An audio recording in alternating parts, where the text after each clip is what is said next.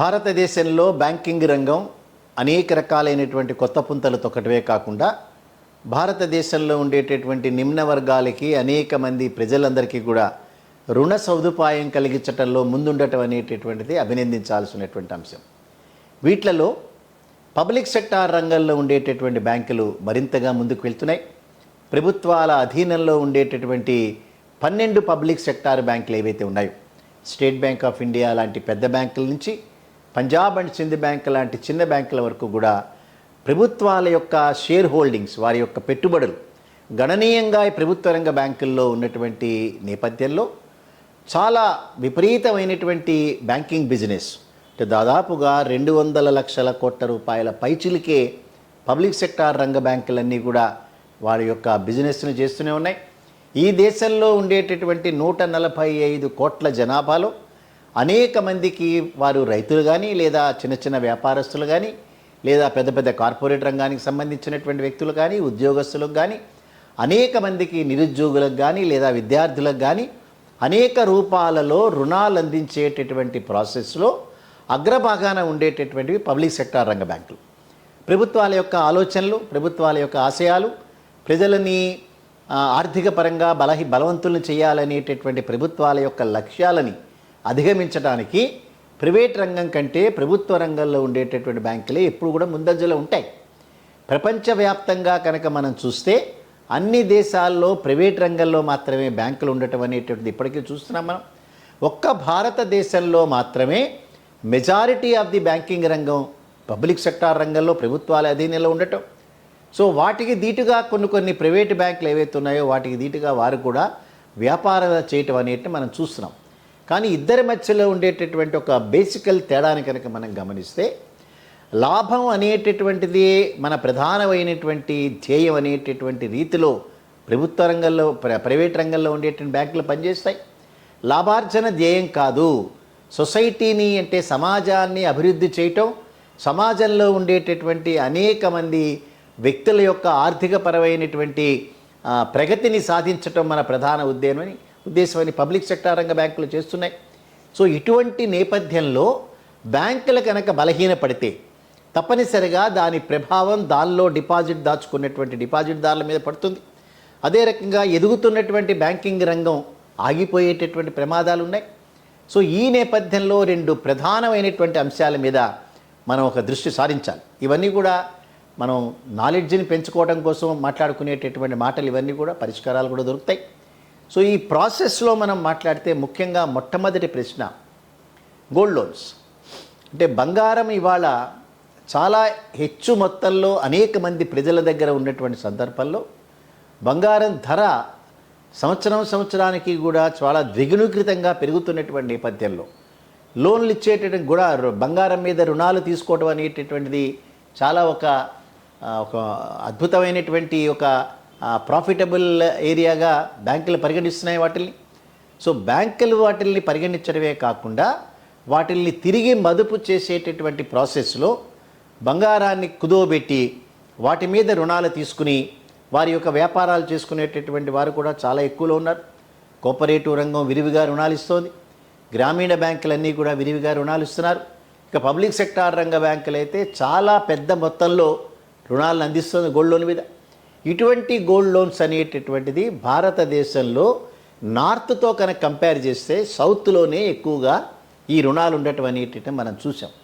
అంటే ఆంధ్రప్రదేశ్, తెలంగాణలోను, అదే రకంగా కర్ణాటక, తమిళనాడు, కేరళలోను ఎక్కువ భాగం గోల్డ్ లోన్స్ ఇవాళ ఏదైతే బ్యాంకులు రుణాలు ఇస్తున్నాయో బంగారాన్ని తాకట్టు పెట్టుకుని వాటిలో ఎక్కువ భాగం ఈ సౌత్లోనే జరుగుతున్నటువంటి నేపథ్యంలో గోల్డ్ అనేటటువంటిది బ్యాంకులో కనుక పెట్టుకున్న రోజున తన బంగారానికి, తన నగలకి 100కి 100% భద్రత ఉందా అనేటటువంటి ఆందోళన చాలామంది దగ్గర ఉంది. ఈ మధ్యకాలంలో కనుక మనం చూస్తే సౌత్లో మాత్రమే విరివిగా రుణాలు ఇవ్వబడేటటువంటి బంగారం మీద ఫ్రాడ్యులెంట్ ట్రాన్సాక్షన్స్ జరుగుతున్నాయని మీడియా అంతా కూడా చాలా రిపోర్ట్స్ చేస్తున్నాయి.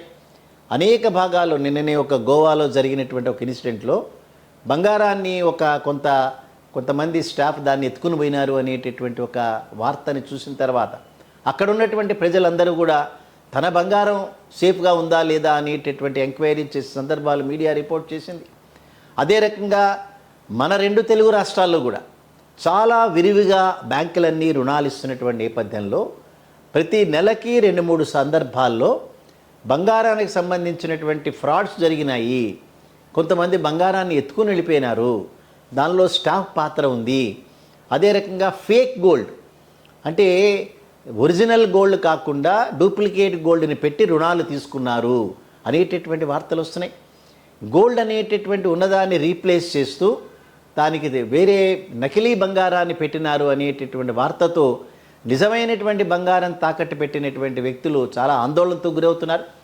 సో ఇటువంటి పరిస్థితుల్లో ఒకవేళ తను తాకట్టు పెట్టినటువంటి బంగారం చోరీకి గురవటం కానీ లేదా ఫ్రాడ్ గురవటం కానీ జరిగినప్పుడు మళ్ళీ తిరిగి తనకి బంగారం వచ్చేటటువంటి అవకాశం ఉందా, లేదా తన బంగారానికి ఉండేటటువంటి వాల్యూ తిరిగి పొందేటటువంటి అవకాశం ఉందా అనేటటువంటిది ప్రధానమైన ప్రశ్న.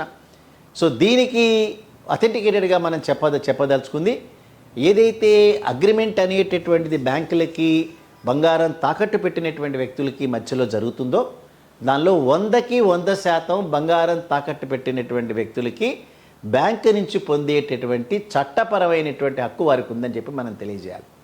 అయితే ఇక్కడ ఒక చిన్న ఇన్సిడెంట్, నగల రూపంలో పెట్టినటువంటివి అక్కడక్కడ చోరీకి గురై ఆ నగలని మార్చేటటువంటి ప్రాసెస్లో కొంత నగని పోయేటటువంటి ప్రమాదం. కానీ ఏదైతే బంగారాన్ని తాకట్టు పెట్టినప్పుడు దాని టోటల్ వాల్యూ అనేటటువంటిది, టోటల్ వెయిట్ అనేటటువంటిది ఏదైతే చేసిన తర్వాత ఎక్స్చేంజ్ చేసుకున్నారో దాని ప్రకారం ఏనాడైతే అతను క్లెయిమ్ చేస్తాడో ఆ రోజు ఉన్నటువంటి బంగారం వాల్యూ ప్రకారం అతనికి 100% ఆ బ్యాంక్ నుంచి పొందేటటువంటి చట్టపరమైనటువంటి హక్కు ఉంది. దీనిలో ఎక్కడ సెకండ్ థాట్ లేదు. అయినప్పటికీ కూడా జరుగుతున్నటువంటి సందర్భంలో అంటే భారతదేశంలో సమాజంలో ఈ రకమైనటువంటి మోసపూరితమైనటువంటి అలవాట్లు ప్రబలుతున్నటువంటి నేపథ్యంలో ఇక్కడ కూడా బ్యాంకుల్లో పనిచేసేటటువంటి స్టాఫ్ కానీ లేదా బ్యాంకులకి ఈ రకమైన గోల్డ్ని అప్రైజర్స్గా ఉండేటటువంటి వారు కానీ అక్కడక్కడ చెదురుమదురు సంఘటనల్లో కొంత చేసేటటువంటి ప్రమాదాలు ఉన్నాయి. సో ఎంత మనం చాలా కేర్ఫుల్గా ఉన్నటువంటి వ్యవస్థ కేర్ఫుల్గా ఉన్నా అక్కడక్కడ జరిగినటువంటి ఈ యొక్క ఫ్రాడ్స్ కానీ లేదా చోరీలు కానీ ఉన్నాయో వాటిల్ని 99% కేసెస్లో మనకు ఉన్నటువంటి వ్యవస్థ అంతా కూడా వెలికి తీస్తున్న సందర్భాలు. అంటే చాలామందికి వారి నగలన్నీ తిరిగి వచ్చిన సందర్భాలు ఉన్నాయి, వారి గోల్డ్ యాజ్ ఇట్ ఈస్గా వచ్చినటువంటి సందర్భాలు ఉన్నాయి. సో ఎక్కడా కూడా ఏ రకమైనటువంటి ఇబ్బంది లేకుండా 100% వారి యొక్క బంగారపు విలువని ఆ బ్యాంకు నుంచి తీసుకునేటటువంటి 100% హక్కు వారికి చట్టరీత్యా ఉంది. ఎక్కడ కూడా వరి అవ్వాల్సిన అవసరం లేదు. ఇక రెండో విషయం, ఎప్పుడైతే ఈ బ్యాంక్స్ అన్నీ కూడా చాలా ముందుకు వెళ్తున్న సందర్భంలో భవిష్యత్తులో మరింతగా భారతీయ బ్యాంకింగ్ రంగం ఈ పోటీతత్వాన్ని తట్టుకొని ప్రైవేట్ రంగ బ్యాంకులకి పబ్లిక్ సెక్టార్ రంగ బ్యాంకులకి మధ్యలో ఉండేటటువంటి పోటీ ఏదైతే ఉందో ఖాతాదారులకి సర్వీస్ చేయాలని తక్కువ రుణాలకే తక్కువ వడ్డీకే రుణాలు ఇవ్వాలనేటటువంటిది, త్వరితగతంగా రుణాలన్నీ ఇవ్వాలనేటటువంటిది, దాచుకున్నటువంటి డబ్బుకి 100% భద్రత కల్పించాలనేటటువంటి ఆశయంతో బ్యాంకులన్నీ ముందుకు వెళ్తున్నాయి. ఇటువంటి సందర్భంలో రుణాలు తీసుకున్నటువంటి వ్యక్తి ఒకవేళ ఏదైనా ప్రత్యేకమైనటువంటి పరిస్థితుల్లో ఆ రుణాలను కనుక రీపే చేయకపోతే ఇప్పటికీ కూడా బ్యాంకుల్లో ఏదైనా ఈ డిఫరెంట్ స్కీమ్స్ ఏమైనా ఉన్నాయా అనేటటువంటిది అనేక మంది ఆలోచించేటటువంటి. ముఖ్యంగా మనందరం తెలుసుకోవాల్సినటువంటి విషయం, ఏదైనా ఒక బ్యాంకు కనుక కలకాలం మనుగడ సాధించాలి అని అంటే సరైనటువంటి అడ్మినిస్ట్రేషన్ ఉండాలి వారి దగ్గర. ఆ ప్రజెంట్ డే ఉండేటటువంటి ఆ టెక్నాలజీ ఏదైతే ఉందో దాన్ని 100% దాన్ని అడాప్ట్ చేసుకోవాలి. ఈ టెక్నాలజీని ఇంప్లిమెంట్ చేయగలిగినటువంటి ఈ తరానికి సంబంధించినటువంటి వ్యక్తుల్ని రిక్రూట్ చేసుకోవాలి.